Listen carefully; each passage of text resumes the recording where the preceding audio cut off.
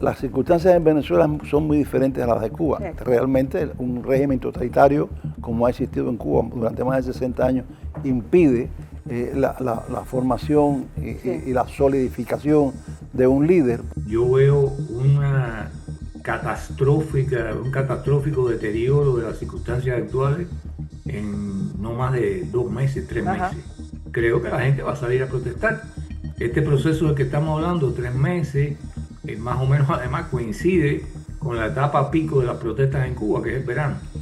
Se liberó al yerno de Edmundo González Urrutia, que como saben ustedes llevaba más de un año secuestrado, desaparecido, sin que la familia supiera absolutamente nada. Creo que la primera vez que le pudieron ver fue hace 24 o 48 horas entre cristales, entre que se decidía o no su excarcelación. Su propia esposa dio la noticia en las redes sociales, y creo que para los que han sido presos políticos, cuando uno dice hay que abogar por la libertad de todos los presos políticos, son todos, sin condiciones. Correcto. Ese siempre ha sido el planteamiento de nosotros los presos políticos que estamos en el exilio, pedir la libertad incondicional de todos los presos políticos. Siempre ha sido nuestra consigna, y creo que en el caso de Venezuela también debe ser así.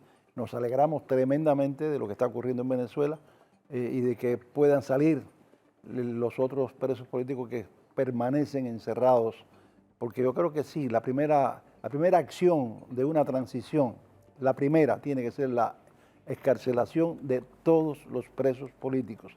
Incluso nosotros le agregamos sin condiciones. Es que yo lo iba a decir ahora. Porque es que este es el caso, por ejemplo, del yerno del mundo, ¿no? Que está excarcelado, pero él no puede salir, no puede hablar con los periodistas.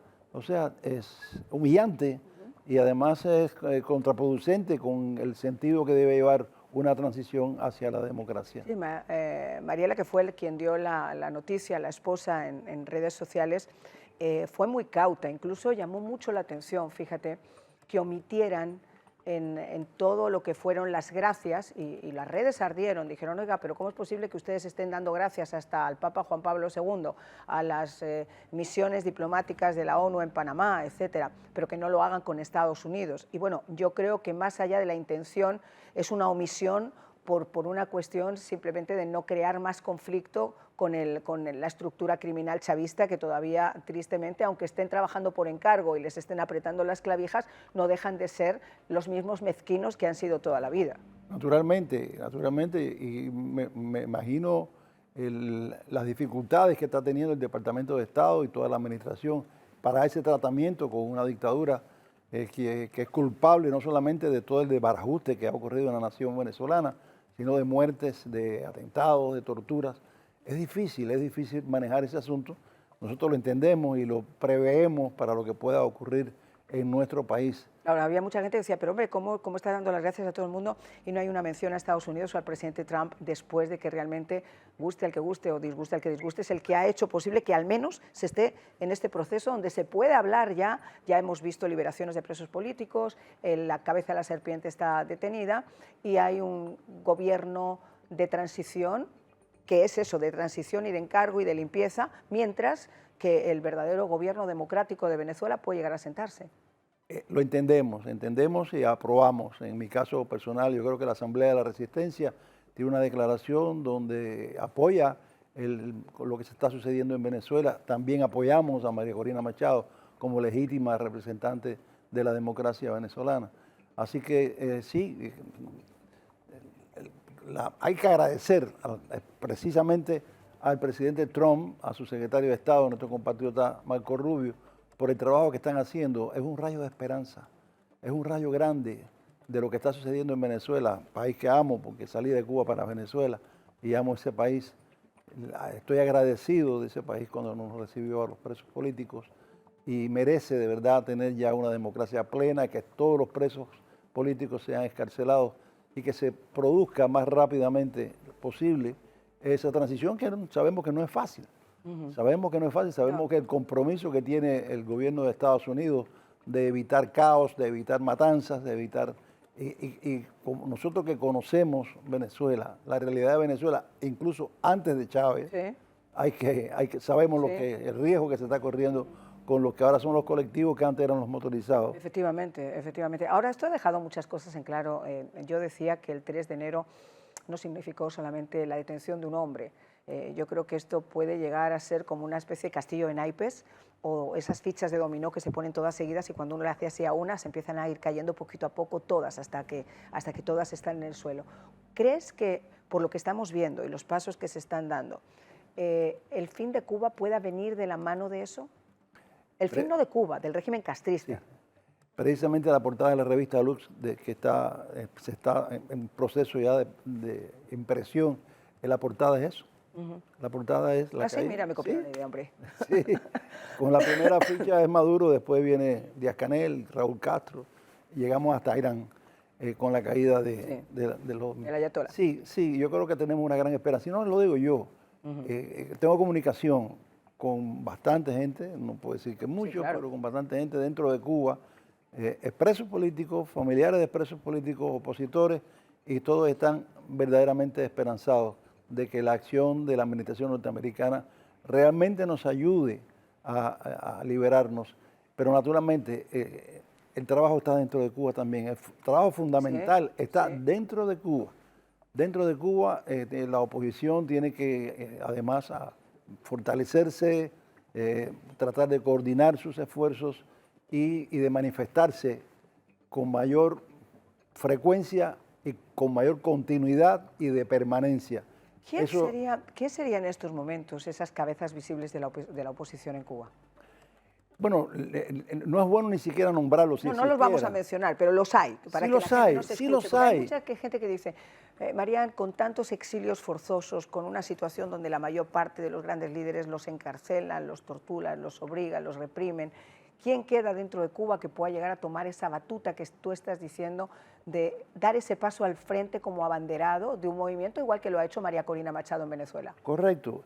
Las circunstancias en Venezuela son muy diferentes a las de Cuba. Sí. Realmente un régimen totalitario, como ha existido en Cuba durante más de 60 años, impide la formación y la solidificación de un líder, porque la mayor parte de estos que durante estos años fueron líderes están en el exilio o murieron o presos. Pero sí existen. Te aseguro y les aseguro a la audiencia de que en cada municipio de Cuba existe un líder, por lo menos un líder, un posible coordinador de acciones. Existen. Okay. Y hay que ayudarlos y creo que la labor del exilio también es de unificarse para coordinar con mayor eficacia el apoyo a la oposición interna de Cuba y a los presos políticos actuales. Bueno, se incorpora con nosotros Juan Antonio Blanco, director de Cuba al siglo XXI y por supuesto, primero que nada, gracias por estar con nosotros. Feliz año, que no había hablado contigo desde el año pasado, Juan Antonio. Felicidades. Gracias por acompañarnos. Y te cedo la palabra porque este tema es tan sumamente amplio que yo no te puedo dar simplemente una línea para que tú la tomes. Quizá la pregunta genérica que le hacía también a Ángeles, ¿tú crees que de forma orgánica, cuando se le empiecen a acabar estas bombonas de oxígeno, de esa forma orgánica pueda caer el régimen castrista? Mira, si la experiencia anterior dice algo, o sea, de cómo se han producido las crisis en Cuba,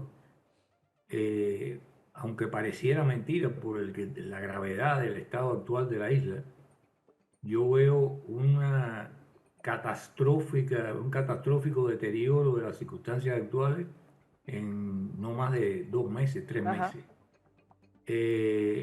Como creo en mi pueblo, mucha gente no, pero yo creo en mi pueblo y no creo que mi pueblo se va a dejar morir de hambre dentro de su casa. Creo que la gente va a salir a protestar.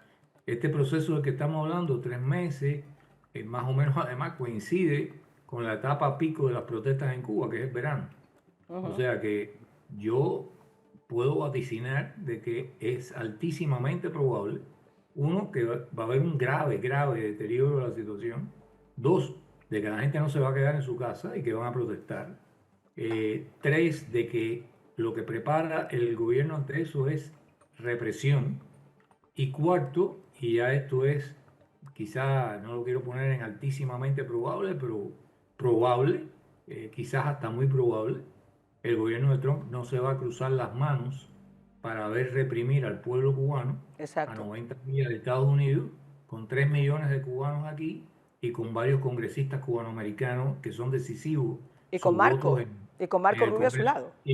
y con Marco Rubio a su lado. Entonces, lo que hemos visto que Trump está incluso considerando para Irán, que está del otro lado, del otro hemisferio, del otro lado del planeta, que alertó, si ustedes reprimen esas manifestaciones, nosotros estamos listos para entrar Ajá. y reprimir a los represores.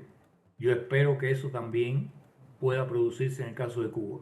Y yo también vaticino como altísimamente probable que el día que le caigan 4 misiles en la cabeza a las unidades represoras, no tienen que mandarle un cohete a Díaz-Canel, es perder el tiempo y el dinero de un Tomahawk con un cohete con Díaz-Canel, eso no vale nada. Raúl Castro está en su camastro allá, no vale nada. Lo que hay es que neutralizar las unidades represoras. Y si se neutralizan las unidades represoras, te aseguro que se rompe la cadena de mando.